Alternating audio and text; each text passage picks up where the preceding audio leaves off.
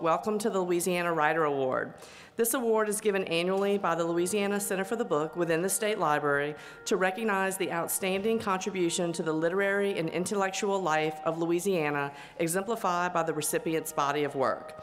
Some past recipients include poets Yusef Komunyakaa and William J. Smith, historian Carl Brasso, scholar Lewis P. Simpson, children's author and Academy Award winner William Joyce, and novelists James Lee Bourque, Ernest Gaines, Shirley Ann Grau, Elmer Leonard, Tim Gautreaux, Valerie Martin, James Wilcox, Chris Wilkes, and John Biganet. So we're honored this year to add Darrell Bourque to this honor roll. We were especially pleased that Darrell was chosen for this year's honor because he has been a friend and a steadfast supporter of the State Library, the Louisiana Center for the Book, and the Book Festival for many, many years. As Poet Laureate of Louisiana from 2009 to 2011, he put many of his ideas into action.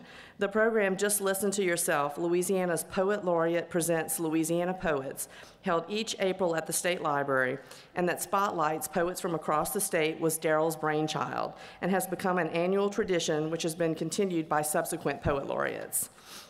Speaking about Darrell's work, Zachary Richard, the first Poet Laureate of French Louisiana, says, "I'm happy to see that Darrell Bourque has jumped into the pit of his Acadian heritage like a bulldog. Not easy to wrestle with the faded glories of our past, not easy to remember without romanticizing, not easy to evoke without pandering, and yet this is what this poet has done. Pages full of light and insight, a vision of ourselves, which makes us better for the telling." I think that's just perfect. Working closely with Darrell, I know him to be a great poet and a great man who works hard to tell the true stories of Louisiana that inspire us all. Now to tell us a little bit more about our winner and to present the Louisiana Writer Award is another great man. He is the person responsible for all the good work we are able to do at the State Library and for this book festival. Please welcome our Lieutenant Governor, Jay Darden. Thank you, Rebecca. Well, good morning and welcome to the Book Festival on yet another beautiful Louisiana day. This continues our streak of 11 book festivals with gorgeous weather.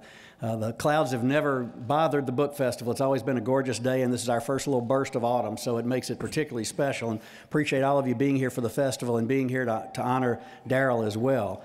He joins, as you heard from Rebecca, a long list of Louisiana luminaries to receive the Louisiana Writers Award, and I'm proud to give you a little bit more information about Darrell's very extensive background in literature. His adopted mission for his tenure as Poet Laureate was to bring poetry into community centers, community libraries, and pre-college classrooms with workshops, lectures, and poetry readings. Mostly on his own time and at his own expense, he traveled the state promoting literacy and poetry and reading. Darrell has served as president of the National Association for Humanities Education, which is now the Humanities Education Research Association, and as the editor of its journal, Interdisciplinary Humanities. He is professor emeritus of English at the University of Louisiana Lafayette, where he served as director of the Deep South Writers Conference, the director of the Freshman English Program, the coordinator of the Interdisciplinary Humanities Program, and the director of the Creative Writing Program and head of the Department of English. So he has been a busy man at ULL. Darrell has published 9 collections of poems, most recently Megan's Guitar and Other Poems from Acadie, a finalist in Forward Review's annual poetry competition, and the 2014 winner of the Best Poetry Book Award given by the Independent Book Publishing Professional Group and the Next Generation Indie Book Awards. Darrell's most recent work is the limited edition chapbook, If You Abandon Me, Comment je vais faire, an Amédée Ardouin songbook. With its publication, he initiated an effort to create public commemorative for the iconic pioneer of Louisiana Creole music, Amédée Ardouin, who died at the Central Louisiana Hospital in Pineville in 1942 and was buried in an unmarked graveyard in the, quote, Negro Cemetery. The aim of the project, which is co-directed by Patricia Cravens, is to honor the place that Ardouin holds in both Creole and Cajun cultures and to symbolically bring him home to St. Landry Parish. Darrell was a recipient of the ULL Foundation's Distinguished Professor Award and the Outstanding Teacher Award. He was also the first Friends of the Humanities Board of Regents Honor Professorship, a position he held until his early retirement in 2003. His current projects include work with the Festival of Words in Grand Coteau, a literary festival bringing local and internationally known writers to a largely underserved and underprivileged rural community. He serves on the board of the Ernest J. Gaines Center at ULL, where he directs the Young Writers Apprenticeship Program for high school students. Darrell is a founding member of Narrative 4, an international story exchange program based in Chicago and New York. He serves on the advisory board of New News Arts and Culture Collective, a multidisciplinary creative placemaking initiative in Arnaudville, Louisiana, which I will tell you as an aside has been a huge catalyst for stimulating our relationship with France from a tourism standpoint and has really put Arnaudville on the map internationally. Darrell's been selected as one of the Louisiana artists to participate in Degrees of Separation, a 2-year Louisiana-Bretagne exchange from October of this year to October of 2016. This exchange will involve Louisiana literary and visual arts interacting and collaborating with literary and visual artists from Bretagne in France. The exchange is sponsored by the Anne Connolly Gallery, the New Arts and Culture Collective, Les Architectures in Redon, France, as well as the Consulate of France in New Orleans and the Walls Project.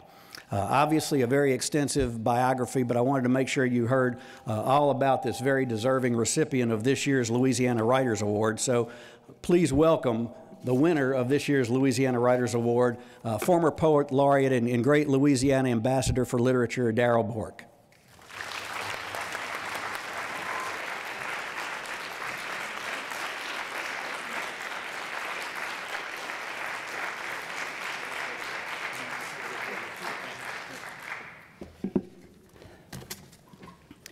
Thank you, Lieutenant Governor Jay Darden and State Librarian Rebecca Hamilton, for this honor you extend to the art of poetry through me. Thank you both for your public service, which creates environments that foster and deepen the cultural and intellectual life of the citizens of Louisiana. And thank you, Jim Davis, for the sustained poetry programming at the festival and for the library programs you create every year during National Poetry Month. It pleases me greatly to receive this award at the same time the festival is honoring an artist who's not only a state treasure, but a national and world treasure as well.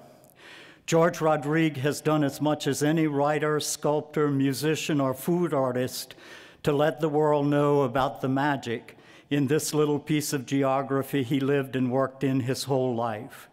Along with his Jolie Blancs and Evangelines, with his ancestors and his various manifestations of Tiffany, he celebrated the acknowledged legislators as well as the unacknowledged legislators who come to us in the form of the writer, the storyteller, and the poet. So we see in George's long view the Longs and Edwin Edwards alongside Ernest J. Gaines, Walker Percy, and Shirley Ann Grau. Kathleen Blanco alongside Isaac Bashevis Singer, Gus Weil, James Carville, and Sophie Freud. Bobby Jindal, Jimmy Davis, Ronald Reagan, and Mikhail Gorbachev alongside Robert Coles, Bruno Bettelheim, and John Kennedy too. George Rodrigue loved this state, its darkness and its light, its resilience and its vulnerability, everything in it from trees to its beloved dogs, its madmen and its wise women, its festival spirit and its death rituals and practices. He loved and supported the Louisiana Festival of the Book because he knew how valuable our narratives are, whether they come to us in the form of poems or paintings or stories. He knew on some level, deeper than most, the value of what we keep in our libraries, public and private, congressional as well as the libraries of our dreams. He knew that art is an act in which nothing is trivial and everything is tender. He knew that art is an act of remembering in which nearly everything is at stake. Among the many stories about the origins of poetry, the one that sticks with me is the one in which Mnemosyne is the key figure. The legend goes that even Zeus could have a midlife crisis.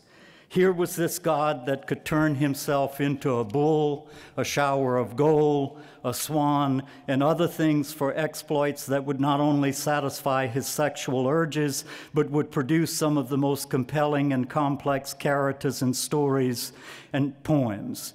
Perseus, Helen of Troy, Clytemnestra, Medusa, and even constellations, Gemini and Taurus, among others. Here was the genesis of epic stories, and he began to wonder if it might not all be lost in time. In those days, even gods the rank of Zeus could have such thoughts. So he went to Mnemosyne, a prominent Titan, among those he had overthrown to come to power, and the daughter of Uranus, father sky, and Gaia, mother earth. And he asked her for help. In those days, the people on either side of life-defining issues could talk to each other.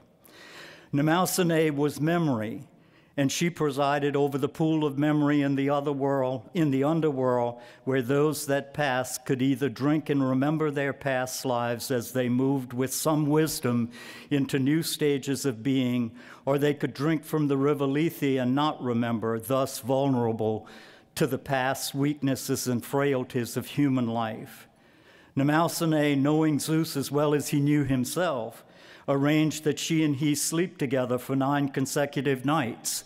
And out of those unions were born the 9 muses, who became a template for our libraries, for our generic classifications of poetry and stories, our blueprint for the constructs of the liberal arts, and for all our early classifications of learning. The 9 muses were vessels or compartments for all human expression, and interestingly, they are all feminine vessels. Mnemosyne's slickest trick on the old stag. There was one vessel for all those manly epic stories, Calliope, a vessel for what we see as historical, Clio, a vessel for our music and lyric poems, Euterpe, a vessel for the stories where we laugh at ourselves, Thalia, a vessel for tragedy, a vessel for songs to the gods, hymns and psalms, and one for our love songs, too, Erato, and even vessels for astronomy, Urania, an homage to her starry-eyed father, and one for dance, Terpsichore.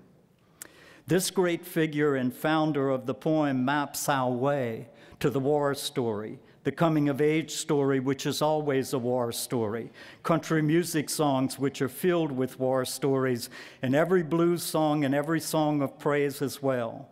In her scheme, we are brought to the remembering of poets like Seamus Heaney and Billy Collins and Ted Kooser. Agency of remembrance is agency of power and affect in poets as various as Adrian Rich and Sharon Olds, Lucille Clifton and Edward Hirsch and Gwendolyn Brooks.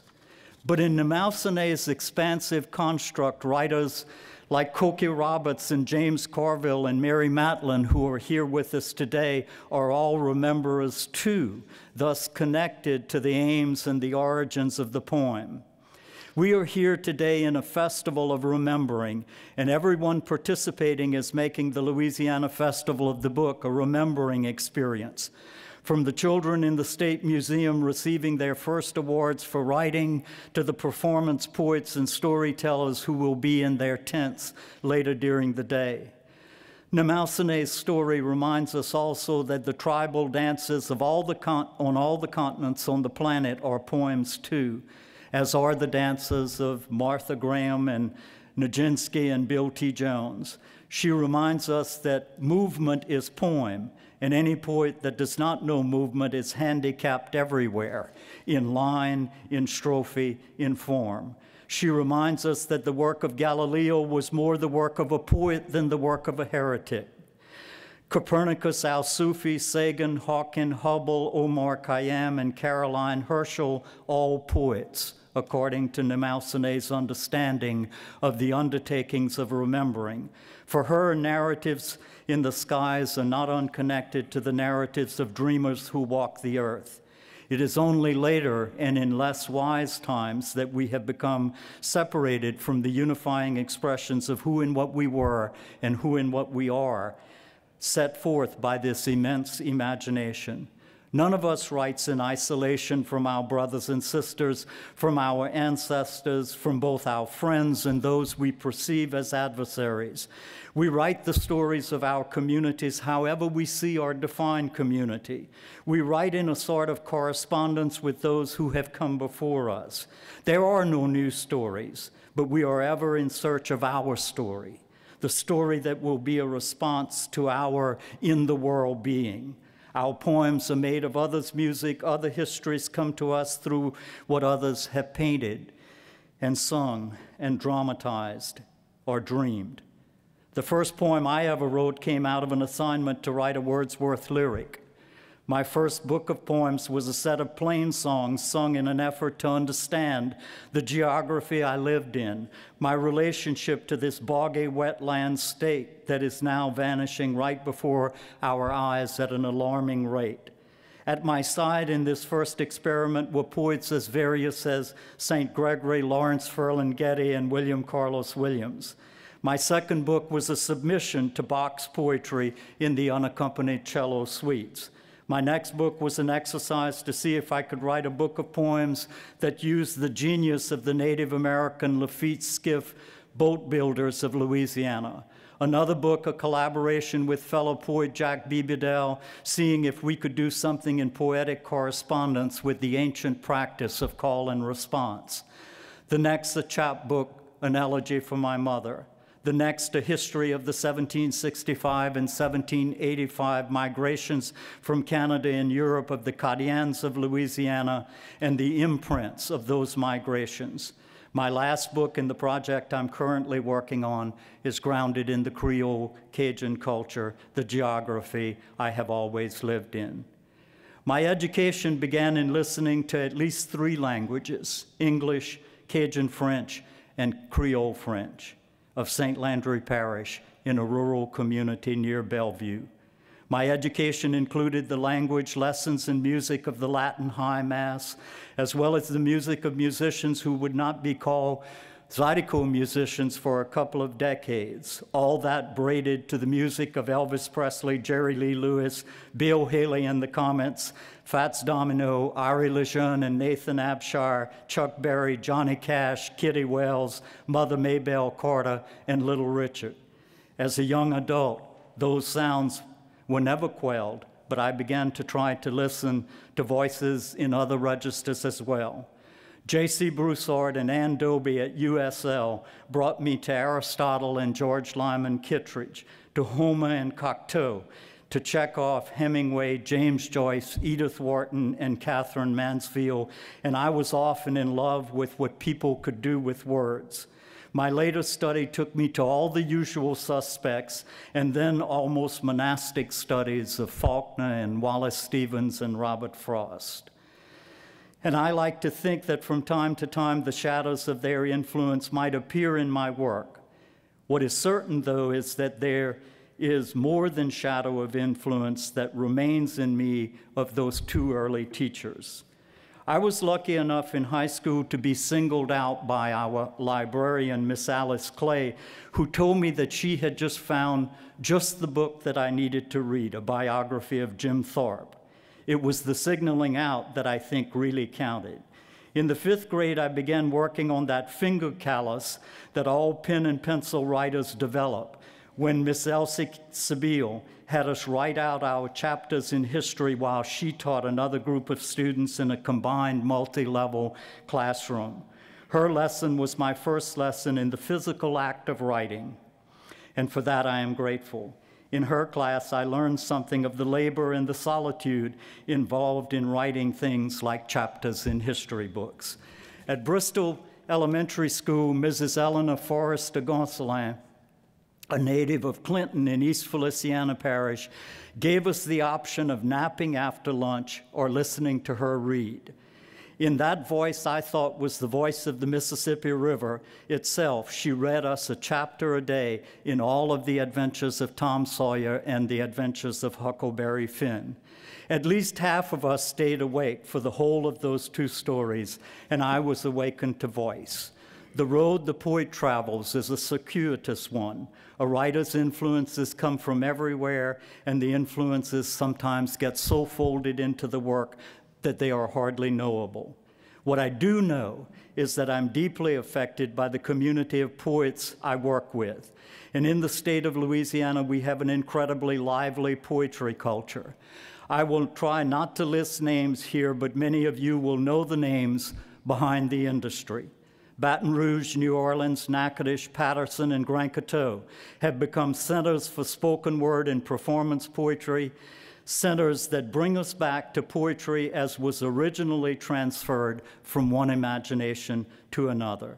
In New Orleans, the church and bar and library poetry scene is rivaled only by the poetry centers led by the remarkable poets who teach in the city's universities and colleges, many of them my mentors and guides. There are presses in the state and journals that keep poetry alive for us. LSU Press with its regular poetry series, as well as the new Barataria poetry series, Tintamarre Press of Centenary University with its French language poetry series, UL Press with its Louisiana Writers series, Louisiana Literature Press of Southeastern Louisiana University, and many independent presses like Chicory, Bloom Press of Terrebonne Parish, and Yellow Flag Press, which published the Amédée Ardouin Songbook, and which is also here at the festival today. Poets here are supported by independent poetry projects like the New Orleans Institute for the Imagination, New Orleans Blood Jet Poetry Series, New Orleans Lavender Inc., the Louisiana Endowment for the Humanities, Pirates Alley, William Faulkner Society programs, and the Tennessee Williams New Orleans Literary Festival. Baton Rouge's Forward Arts Initiatives and Grand Coteau's Festival of Words, as well as the Louisiana Poetry Project and the Lusher School Creative Writing Program. And here I will name a couple of names. Laurie Williams runs the site at the Louisiana Poetry Project almost single-handedly. Brad Richard, students at Lusher have been cited with distinctive awards for some time now, and just this year, one of his Lusher poets was invited by Michelle Obama to the White House as one of the most promising pre-college poets in the nation. And this year, Zachary Richard was named the first poet laureate of French Louisiana. Also this year, Kirby Jambon became the first Louisiana poet to be honored and brought before Académie Française as the recipient of the Prix Henri de Régnier for his poetry volume Petite Communion, a recognition by the Academy for Jambon's contribution to Louisiana and French culture. And finally, leading the charge for us all of those years have been those guardian angels in the media like Greg Langley and Susan Larson. What I know with equal certainty is that nothing that I do would be possible without the support and encouragement of my wife and partner for over 50 years now. I met her at a high school dance, and a few years later when we were dating and I was failing every college essay I was turning in, she tutored me and got me through my first freshman composition class. For over 30 years, she studied and reported on forms of bacterial growth on blood agar plates. She put me through graduate school and then moved to new medical technologies as we raised and educated our two talented daughters, Nicole Reese and Rachel Turley, who are teachers now in the Louisiana public school system. Eventually, she turned to her own creative work with color and form and intention as a stained glass artist. Her work was the featured work at a previous Louisiana Festival of the Book and can be viewed at the Louisiana State Library. She also designed and executed the stained glass entrance to the Ernest J. Gaines Center in Dupree Library on the ULL campus. Her work includes interior home installations and smaller medallion constructions on the sacred feminine. What I have learned from her of focus and discipline, dedication and belief in the work itself while supporting the creative endeavors of her children and her husband has been one of the great gifts of my life. She has always been my first reader, and she has been patient when my projects have taken me elsewhere than where she may have needed me to be. Every book I have ever written and every poem in those books is dedicated to her, and there's no redundancy in that whatsoever. I owe everything to her and to Namausane. Thank you.